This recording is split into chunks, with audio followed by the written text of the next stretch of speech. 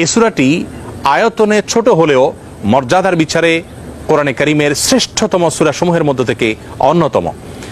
নবী করিম সাল্লাল্লাহু আলাইহি সাল্লাম এক হাদিসে বলেছেন, ইন্নাহা লাতা'দিলু সুলুসাল কোরআন, নিশ্চয়ই সূরা ইখলাস এটি মর্যাদার বিচারে এবং সওয়াবের দিক থেকে কোরআন কারীমের 1/3 বা 1/3 সমতুল্য।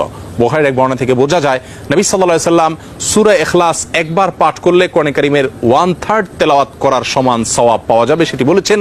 এর উপর ভিত্তি করে অনেক উলামায়ে কেরাম বলেছেন, 3 বার যদি কেউ কুল হুয়াল্লাহ সূরা বা সূরা ইখলাস পাঠ করে তাহলে আল্লাহ রাব্বুল আলামিন তাকে গোটা কোরআন একবার পড়ে শেষ করার সমান সওয়াব দান করবেন। অন্য আরেকটি হাদিসে বর্ণিত হয়েছে, এক ব্যক্তি সূরা ইখলাস পাঠ করেছেন, নবী সাল্লাল্লাহু আলাইহি ওয়াসাল্লাম সে শুনতে পেয়ে তিনি বলেছেন ওয়াজাবাত, অর্থাৎ তার জন্য ওয়াজিব হয়ে গেছে।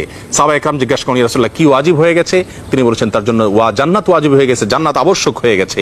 অন্য একটি বর্ণনায় তিনি বলেছেন, যদি কেউ 10 বার সূরা ইখলাস বা কুল হুয়াল্লাহ সূরা পাঠ করে আল্লাহ রাব্বুল আলামিন তার জন্য জান্নাতে একটি প্রাসাদ নির্মাণ করবেন। মসজিদে কুবার একজন ইমাম নিযুক্ত ছিলেন, যিনি প্রতি রাকাত ফরজ নামাজে সূরা ফাতিহা পাঠ করার পর যখন অন্য সূরা মেলানোর অপশন আসে তিনি প্রথমে সূরা ইখলাস পাঠ করেন, এরপর অন্য সূরা পড়েন। সাহাবায়ে কেরাম এবং সেই মসজিদের মুসল্লিরা নবী সাল্লাল্লাহু আলাইহি ওয়াসাল্লামের বিষয়টি উত্থাপন করলেন এবং তারা জানতে চাইলেন কেন তিনি এমনটি করেন। সূরা ইখলাস এটি তো প্রত্যেক রাকাতে পড়াটা বাধ্যতামূলক নয়, সূরা ফাতিহার পর তিনি নিয়মিত এটি কেন করেন? সেই ইমামকে ডেকে নবী সাল্লাল্লাহু আলাইহি ওয়াসাল্লাম জিজ্ঞাসা করলেন এর কারণ সম্পর্কে।